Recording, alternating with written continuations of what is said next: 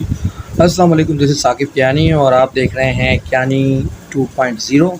ठीक है, तो आज की जो वीडियो है विदाउट वेस्टिंग टाइम जो है हम स्टार्ट करते हैं। तो सबसे पहले इंट्रोडक्शन है। आप ये सोच रहे होंगे कि सर के पास बोर्ड तो है नहीं। जी बोर्ड है बिल्कुल, मगर फ़िलहाल जो है हम वो कॉपी से स्टार्ट करेंगे। ठीक है, इंशाल्लाह फिर जो आने वाली वीडियोज़ होंगी उसमें फिर हम जो है वो बोर्ड पे भी काम करेंगे। ठीक है, तो सबसे पहले इंट्रोडक्शन है। इंट्रोडक्शन में हम बात करेंगे ग्रामर की। ठीक है, तो grammar is an art which we learn to speak correct, to write correct, to read correct. यानी ग्रामर एक ऐसा फ़न है जिसके अंदर हम सही बोलना सीखते हैं, सही लिखना सीखते हैं और सही पढ़ना सीखते हैं। बस ग्रामर का यही काम है। ये कोई बड़ी कोई इसमें कोई साइंस नहीं है, बस ये इसकी डेफिनेशन है। आपने बस यही याद रखना। ठीक है जी। अच्छा जी, हमारी कोशिश ये होगी कि आपको आसान से आसान तरीके से जो लैंग्वेज है वो समझाई जाए, ताकि आपको भी सीखने में मज़ा आए और हमें भी सिखाने में मज़ा आए। ठीक है जी। तो मेरा जो एक्चुअल वे है, जैसे मैं क्लास में पढ़ाता हूँ, तो मेरी कोशिश यही है कि मैं यहाँ भी वैसे ही पढ़ाऊँ। ठीक है, इसमें मतलब कोई जो है ना आर्टिफिशियल वाला काम ना हो कि मतलब जी ऑनलाइन कुछ और है साकिब कियानी और ऑफ़लाइन कुछ और है।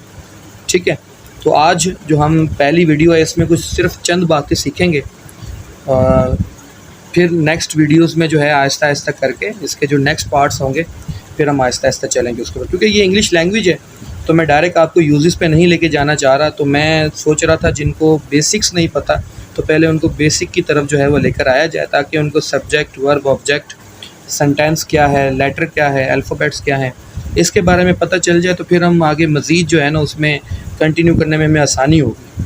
ठीक है, तो जी अगली डेफिनेशन है हमारी, वो है लेटर की। लेटर जिसे उर्दू में हर्फ कहा जाता है। ठीक है, letter is a basic unit of any language.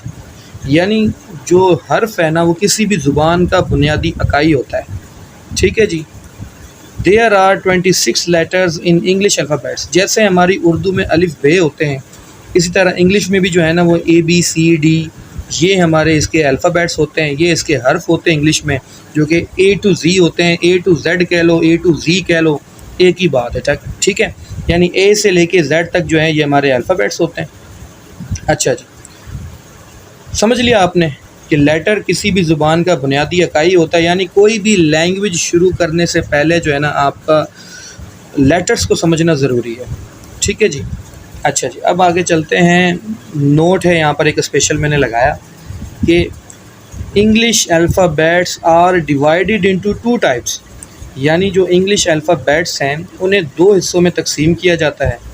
एक है वॉवेल और एक है कॉन्सोनेंट्स।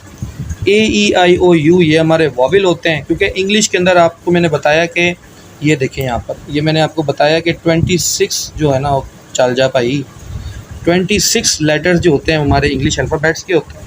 ठीक है, जिनमें AEIOU, फिर उसके अलावा जो 21 बचते हैं ना उन्हें कॉन्सोनेंट्स कहा जाता है। यहाँ मैंने डेफिनेशन भी लिख दी है, यहाँ पर डिफ़ाइन भी किया इसको। There are 5 vowel letters in English alphabet AEIOU, the rest of letters are called consonants. यानी AEIOU जो है हमारे वॉवेल लेटर्स होते हैं। ठीक है, बाकी इन 5 को निकाल दो, पीछे 21 बचते हैं आपके। ठीक है, बाकी जितने भी हैं BCDFGH, ठीक है, L, ये सारे आपके कॉन्सोनेंट्स लेटर होते हैं। इनका क्या काम है, ये किस काम आते हैं, आगे चल के मज़ीद वीडियोस के अंदर इसको डिस्कस करेंगे। फ़िलहाल आपने जो है ना इंट्रोडक्शन समझना है इनका। ठीक है जी, ये बात क्लियर हुई यहाँ पर। मुझे मालूम है कि पंखे की आवाज़ जो है ना बीच में आ रही होगी और काफ़ी डिस्टर्बेंस हो रही होगी आप लोगों को, मगर बर्दाश्त करें जी, हम भी बर्दाश्त कर रहे हैं, क्योंकि माइक की क्वालिटी इतनी अच्छी नहीं है। इंशाल्लाह ग्रेजुअली हम जो है वो थोड़ी तरक्की करेंगे आहिस्ता आहिस्ता। ठीक है, तो आगे बढ़ते हैं हम। तो अगला जो है हमारा वो है वर्ड, जिसे कहते हैं लफ्ज़, अ ग्रुप ऑफ लेटर्स। ठीक है, यानी लेटर जैसे मैंने आपको बताया था कि हर्फ होता है, वर्ड हमारा होता है लफ्ज़, अ ग्रुप ऑफ लेटर्स, यानी हरूफों के मजमूए को लफ्ज़ कहते हैं। ठीक है जी, एग्जांपल में आप देख लें, कार लिखा हुआ है, बाइक लिखा हुआ है, कंप्यूटर लिखा हुआ है, वगैरह वगैरह, एट्सेट्रा लिखा हुआ है। अब मैं आपको थोड़ा मज़ीद समझा दूँ। अगर तो जस्ट आपके पास कोई एक लेटर लिखा हुआ है, जैसे कि A, ठीक है, अगर ये अकेला है तो ये है आपका लेटर। फॉर एग्ज़ाम्पल बी लिख दिया चलो मैंने, तो ये अगर अकेला है तो ये आपका लेटर है। अगर आप इनको मिलाकर एक से ज़्यादा कोई भी लेटर आप मिला के लिखते हैं तो वो आपका वर्ड बन जाता है। जैसे कि मैंने लिखा है IS इज़, ठीक है। अब ज़रूरी नहीं कि ग्रुप ऑफ लेटर जो है आपका 3, 4, 5, 6 या जितने भी लेटर्स पे हो वो कहलाएगा वर्ड ही। एक से ज़्यादा है मिला के लिखे हैं तो ये आपके वर्ड बन जाएगा। ये आपके, ये बात समझ में आई आपको? इसलिए देखें कार, बाइक, कंप्यूटर, वैसे तो वर्ड्स लाखों वर्ड्स हैं इंग्लिश लैंग्वेज में, सारे वर्ड्स ही हैं, मिला के लिखे जाते हैं तो वो वर्ड हो गया। अगर सिंगल सिंगल लिखा जा रहा है तो इसको आप लेटर कहेंगे। ठीक है जी, ये बात समझ में आ गई। ये बात मैंने पीछे आपको इसलिए नहीं समझाई थी क्योंकि जब आप वर्ड समझेंगे आपको वर्ड और लेटर में जो है वाज़ेह फ़र्क नज़र आ जाएगा, इसलिए यहाँ पर मैंने एग्जांपल देके आपको समझा दिया। अगर अकेला है तो लेटर है और अगर ग्रुप में है तो ये वर्ड है। ठीक है जी, ये बात क्लियर हुई।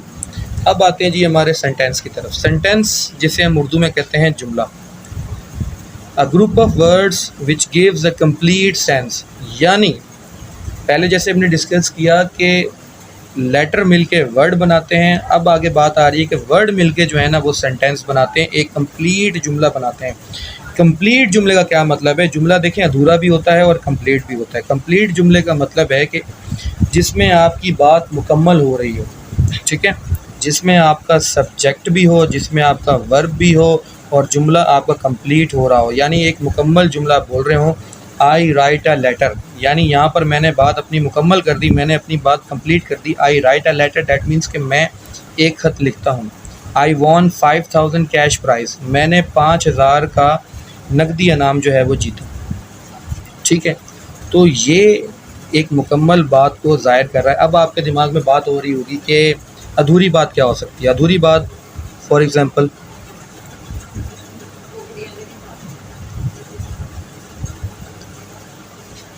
ऑन द टेबल, ये एक मुकम्मल जुमला नहीं है। ठीक है, अब ऑन द टेबल क्या मतलब? ठीक है, ना तो देखिए इसमें वर्ब है ना ही इसमें सब्जेक्ट है। अब वर्ब और सब्जेक्ट क्या होते हैं ये आपको मैं नेक्स्ट वीडियो में समझाऊंगा। फ़िलहाल आप जुमला समझ लें कि जुमला क्या होता है। ठीक है, बाकी आ गया वर्ब, सब्जेक्ट, ऑब्जेक्ट, ये हम अपनी अगली वीडियो में समझेंगे। ठीक है, तब जाके आपको जो है ना मज़ीद ये बात क्लियर हो जाएगी। अभी फ़िलहाल आप इसको देख लें कि ऑन द टेबल मैंने लिखा है तो ये एक अधूरा जुमला है, ये एक मुकम्मल जुमला नहीं है, क्योंकि हमारा जो कंप्लीट जुमला होता है उसके अंदर आपके सब्जेक्ट और वर्ब का होना लाजमी है। ठीक है जी, ठीक है। अब आपके पास दिमाग में ये बात आ रही होगी कि अगर ये सेंटेंस है तो अगर ये अधूरा है तो फिर इसको क्या कहते हैं? इसको जी हम कहते हैं फ्रेज़। इसको इंग्लिश में फ्रेज़ कहा जाता है, यानी कोई भी अधूरा जुमला जो होता है उसको इंग्लिश में फ्रेज़ कहा जाता है। ऑन द टेबल, ठीक है,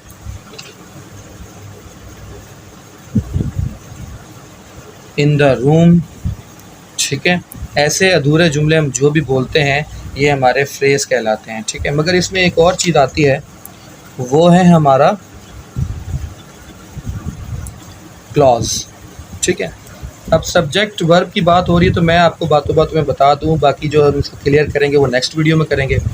सब्जेक्ट वो होता है जिसके बारे में जुमले के अंदर बात हो रही हो, यानी जिस चीज़ के बारे में, जिस शख्स के बारे में हम जुमले के अंदर बात करते हैं वो हमारा सब्जेक्ट होता है। और वर्ब क्या होता है? वर्ब का मतलब होता है एक्शन, कोई भी काम। ठीक है, कोई भी काम जो सब्जेक्ट कर रहा होता है उसे वर्ब कहा जाता है। ठीक है, वर्ब को आगे मज़ीद चल के डिटेल में बात करेंगे, क्योंकि वर्ब सिर्फ एक्शन नहीं है, ये स्टेट भी होता है जो हालत भी बयान करता है। ठीक है, इसकी बहुत सारी किस्में हैं, वो आगे चल के हम पढ़ेंगे।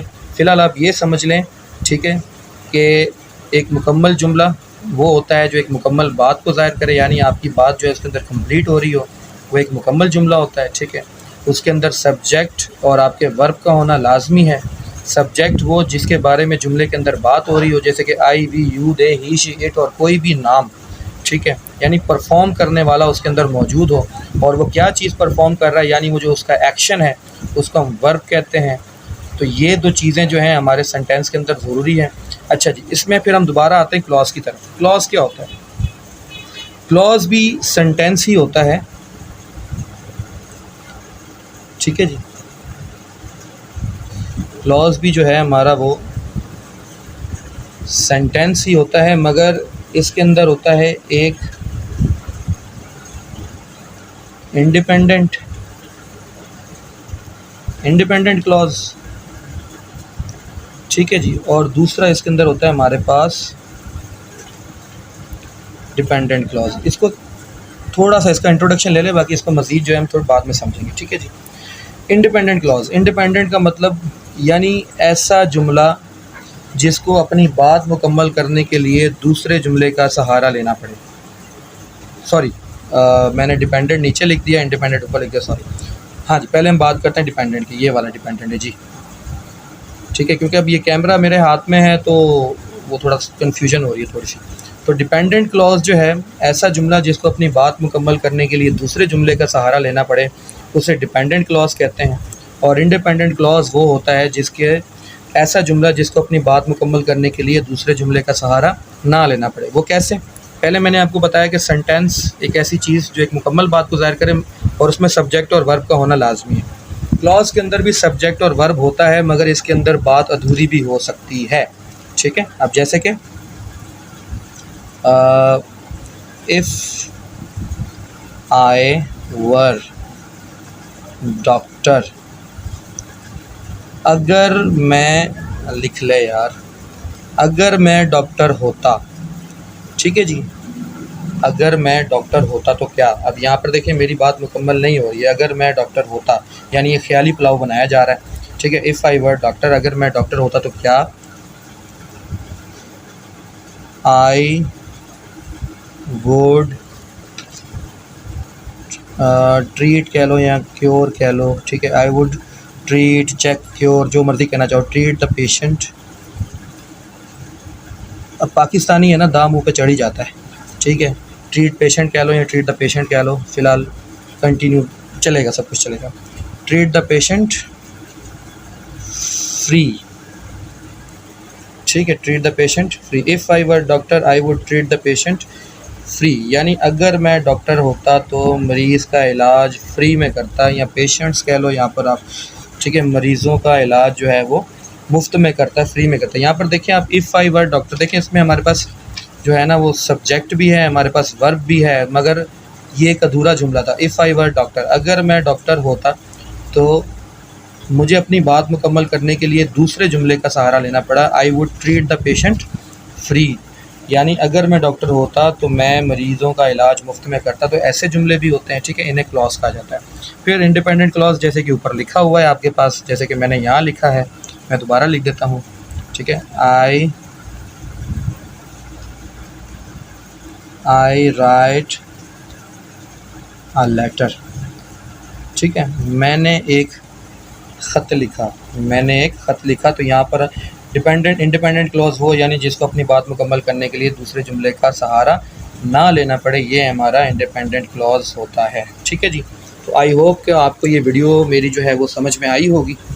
कोशिश मैंने की है, क्योंकि आज बोर्ड नहीं है हमारे पास। इंशाल्लाह नेक्स्ट वीडियोस में हम कोशिश करेंगे कि बोर्ड हमारे पास हो। फिर भी कमेंट में अगर कोई भी मुश्किल पेश आई हो तो आप कमेंट ज़रूर करिएगा। अगर आपको वीडियो अच्छी लगी तो लाइक ज़रूर करिएगा। और अगर ऑनलाइन क्लासेस के साथ साथ आपने ऑफ़लाइन क्लासेस भी लेनी है तो हमारा कोचिंग सेंटर है eagle forces and coaching centre के नाम से, सांगड़ शहर में, जो कि सुलहरी पेट्रोल पंप के पीछे है, ठीक है जी। तो कॉन्टैक्ट नंबर जो है आपको मेरे फेसबुक पेज पे भी मिल जाएगा और आपको जो है मेरी डिस्क्रिप्शन में भी मिल जाएगा, ठीक है जी। तो नेक्स्ट वीडियो जो है इंशाल्लाह जल्द जो है आपके सामने लेकर आएंगे। कोशिश करेंगे जो इल्म हमारे पास है वो आप तक पहुंचा दें। फिर इसमें भी कोई कन्फ्यूजन हुई हो तो आप दोबारा इस वीडियो को जो है वो देख सकते हैं, कमेंट कर सकते हैं। कमेंट ज़रूर करिएगा, ठीक है, कि आपको वीडियो कैसी लगी और क्या चीज़ समझ में आई और क्या चीज़ समझ में आपको नहीं आई। थैंक यू, अल्लाह हाफ़िज़, शुक्रिया।